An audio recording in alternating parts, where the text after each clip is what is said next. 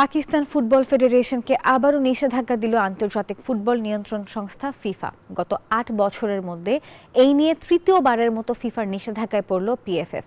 ফিফার গঠনতন্ত্র নিয়ে বিরোধে শেষ পর্যন্ত আন্তর্জাতিক ফুটবল নিয়ন্ত্রণ সংস্থার নিষেধাজ্ঞায় পড়ল পাকিস্তান। ফুটবলে দক্ষিণ এশিয়ায় খুব একটা নামডাক না থাকলেও আঞ্চলিক আসরে অনেকদিন ধরেই খেলছে পাকিস্তান।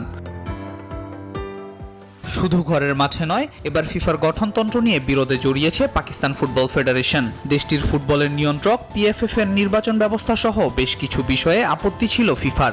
সেগুলো সংশোধন না করে উল্টো পিএফএফ ফিফার গঠনতন্ত্র সংশোধনের সুপারিশ করে। এতে ক্ষুব্ধ হয় বিশ্ব ফুটবলের নিয়ন্ত্রণ সংস্থা ফিফা। বৃহস্পতিবার বিবৃতিতে পাকিস্তানের উপর নিষেধাজ্ঞা জারি করে ফিফা। তবে এবারই প্রথম পাকিস্তানে নিষেধাজ্ঞা নয়। 2017 সাল থেকে গেল ৮ বছরে এই নিয়ে তৃতীয়বারের মতো ফিফার নিষেধাজ্ঞা পেল পাকিস্তান ফুটবল ফেডারেশন।